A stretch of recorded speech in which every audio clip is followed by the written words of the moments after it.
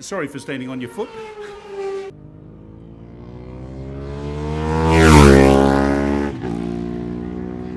Brendan, welcome to Twist Grip Tales.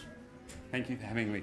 It's a pleasure. You're officially the race secretary. I'm the race secretary, so what my role is before the event, manage the entries, keep track of the entries, work out the different races that we're going to have for the people. We have predetermined what the races will be, but depending on entries, you might end up splitting the superbikes, which is what's happened this year. So in this meeting, we've ended up with A and B superbikes in one race and C grade superbikes in another because we had too many for the one event. So it's little things like that. Then on the day, the riders have to come in and show me their race licence to show their current licence.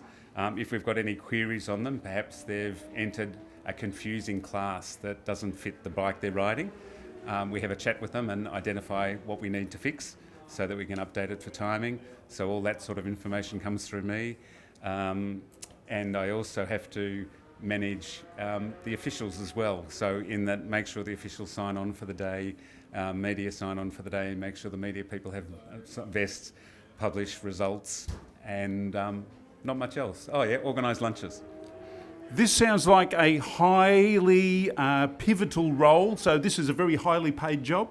Highly paid isn't the right word for it, but it is a pivotal job, and it's a job that's needed to make the meeting work, so I'm happy to do it. And all of us officials are volunteers. So whether it's my role, whether you're a flag marshal on a corner, whether you're a pit marshal, the guy waving the checkered flag, all of us are volunteers. Just check out the smile on Brendan's face, having to do all of this work as a volunteer. Look at this smile, it's just fantastic. I do enjoy doing it because one of the things that I love about it is seeing the guys get out there, enjoy themselves on the track, and ideally keep improving their lap times. So if I can get people to improve their lap times and help them feel better about what their racing is doing, it makes me feel good. And you've been doing this for a few years, Brendan? Over 30 years. So I've been doing a lot of it. I've had a series of different roles, including things like waving the checkered flag at MotoGP at Phillip Island, World Superbikes. Currently, I wave the checkered flag at the Australian Superbike Championships. I'm race secretary for this event. For Hartwell Club events, I stand on a corner and wave flags in the corner. So I quite enjoy my motorbike racing. So it's a pretty big club, the Preston Club? Preston Club is one of the bigger clubs in Victoria. And Australia? From a racing point of view. Probably it is. We're one of the clubs in Victoria. We organise the Victorian titles. We also organise some club racing, and on top of that we do some bracket racing. So it's one of the things that we do to support our members and encourage our members to get involved in racing. So from grassroots with bracket racing through to the Victorian titles, we try and put on events that encourage people to participate and enjoy themselves. There we go. So, and I imagine 30 years ago there wouldn't have been much technology, not computerised?